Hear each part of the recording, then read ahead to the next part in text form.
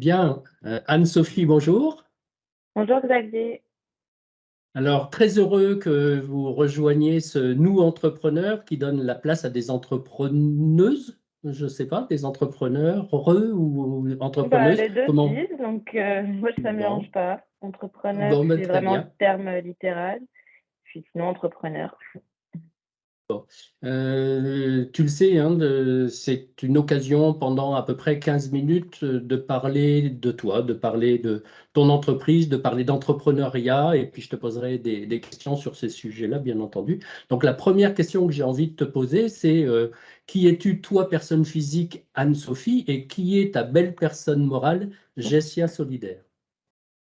Ah, les deux sont liés, mais moi Hmm, Anne-Sophie Thomas, ben, je suis la fondatrice de Gestia Solidaire.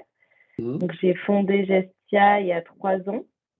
Je suis vraiment issue d'un parcours plutôt dans l'immobilier et l'immobilier solidaire. Donc c'est aussi ça qui a fait naître le projet Gestia. C'est tout mon cheminement personnel, parcours scolaire. J'ai fait hmm. master de droit et ensuite un MBA au Québec en économie urbaine sur justement la problématique du mal logement. Et ça a découlé sur Gestia que j'ai créé il y a 3 ans avec la volonté d'avoir de l'impact dans l'immobilier et de vraiment faire émerger une solution qui favorise l'accès au logement. Bon, alors, puisque tu es en France, là, aujourd'hui, hein, je crois. Oui, Est-ce que à Lyon. Gestia Solidaire n'est que pour la France ou tu développes en même temps Canada-France, voire plus? Alors, pour l'instant, c'est pour la France à l'échelle nationale. C'est déjà Bon, beaucoup en visant aussi les départements d'outre-mer. Et après, effectivement, les possibilités d'ouverture, c'est de l'internationaliser et d'aller sur d'autres territoires où on peut avoir aussi des problématiques de mal logement. Parce que partout, au niveau mondial, on a quand même une tension avec l'accroissement démographique. Donc, à long terme, oui, c'est de pouvoir dupliquer. j'entends Gestia Solidaire et Mal Logement. Est-ce que tu peux faire le lien entre les deux, solidaires, Mal Logement, pour apporter un peu plus d'informations à celles et ceux qui nous écoutent? Oui, donc Gestia Solidaire s'adresse à, au mal logement, donc un mal logement plutôt invisible de personnes qui vont avoir des revenus tous les mois qui sont solvables, un petit peu l'entre-deux dans la location. On a des personnes jugées très précaires, donc qui n'ont pas forcément de travail ni de revenus stables et qui sont gérées par tout ce qui est logement social. Et normalement, il y a le logement classique avec toutes les personnes qui travaillent, CDI, qui gagnent 3 fois le montant du loyer, qui ont des garants physiques et qui sont gérés par les agences et propriétaires particuliers. Et du coup, Gestia a décidé de s'adresser à un mal logement invisible, vraiment les locataires d'entre deux qui sont pas assez pauvres pour avoir accès au logement social et pas assez riches pour se loger sur le secteur classique. Et donc, c'est vraiment sur ça, Gestia, c'est se dire qu'on crée une nouvelle forme d'agence immobilière qui soit hybride entre le bailleur social et l'agence classique et qui soit en capacité d'aider des étudiants sans garant, des actifs en CDI et des familles monoparentales avec des petits revenus. Bon, et quel a été le déclencheur de cette belle idée, de ce beau projet et maintenant de cette belle entreprise?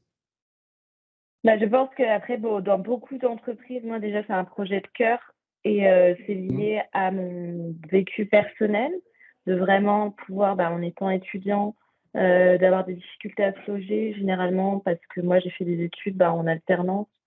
J'étais pas éligible à tout ce qui est Crous et généralement, on est relié en tant qu'étudiant au foyer fiscal de ses parents. Et la réalité en France, c'est qu'il y a beaucoup de parents, une fois qu'ils ont payé leur crédit, toutes leurs charges, ils n'ont pas les moyens de payer un loyer à, par exemple, 800, 900 euros à leur enfant dans une grande ville. Donc, ça crée des situations un peu d'instabilité où on est obligé de faire des sacrifices quand on étudie. Et donc, moi, je suis partie déjà de ce problème vécu personnel, mais aussi de tout ce que j'ai observé en voyageant, par exemple, au Canada, que c'était beaucoup plus simple de se loger en tant qu'étranger dans un pays étranger qu'en France, en fait, en revenant sans CDI, en créant mon entreprise, aussi, là, j'ai eu encore à nouveau des difficultés. Donc, c'est vraiment ça qui a fait naître, émerger ce projet et aussi ma connaissance du secteur immobilier. bon, très bien. Et donc, ça fait 3 ans que tu es entrepreneur ou Oui, entrepreneuse, encore une fois, 3 ans. Et en 3 ans, quelles sont… Alors, 2 questions. La première, c'est quelle est ta plus belle réussite en tant qu'entrepreneuse?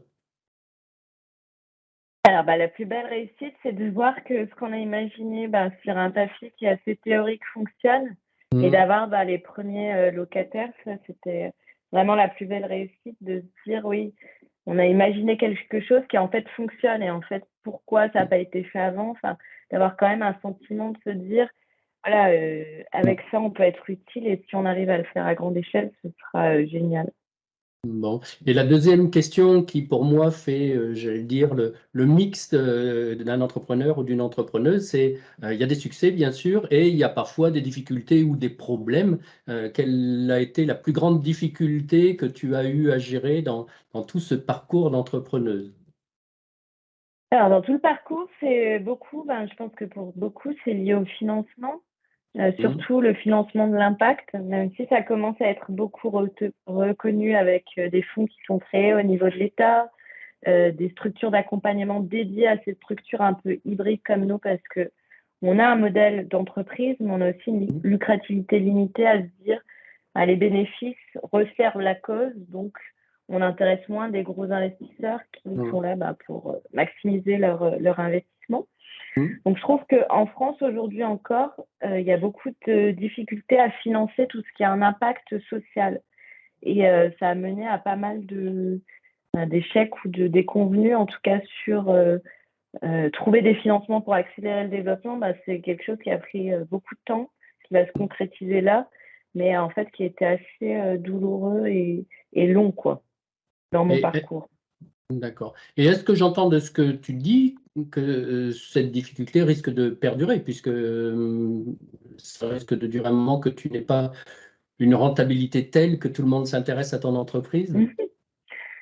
Ça a duré, mais après on va grossir et on aura quand même un chiffre d'affaires intéressant. Mais je trouve qu'au démarrage, le temps, quand on développe une innovation d'usage qui repose pas sur la technologie, il y a Mm. presque pas de financeurs, pas de fonds. Même les fonds impact, ils sont beaucoup technologiques.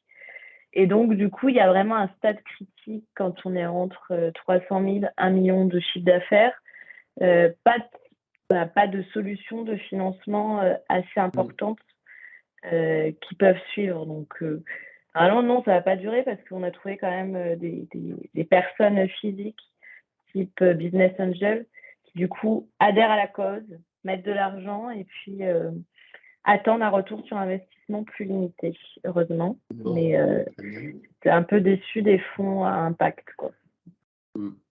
Bon. Et comment dire, par rapport au fait de devenir entrepreneuse, donc tu as eu une idée, c'est parce que tu as vécu la situation et que tu souhaites visiblement que plus personne ne la vive. Donc ça c'est l'idée de départ. Pourtant, entrepreneuse, c'est quand même un gros boulot. Tu as eu un mentor, tu as eu des personnes qui t'ont accompagné à penser entrepreneuriat? Oui, alors moi j'étais pas du tout, j'étais vraiment dans le droit immobilier. C'est pas du tout lié à Mm. l'entrepreneuriat ou au mindset en tout cas d'école de commerce. Donc quand j'ai fait mon MBA, ça m'a ouvert un peu l'esprit sur Mm. l'entrepreneuriat. Et aussi, j'ai travaillé avant 6 ans dans des startups et entreprises d'économie sociale et solidaire du démarrage jusqu'au début de l'accélération. Donc j'avais pu voir un petit peu comment ça fonctionnait, recherche de financement, développement des affaires. Donc ça m'a guidée déjà d'avoir les prémices et en tout cas la vision entrepreneuriale.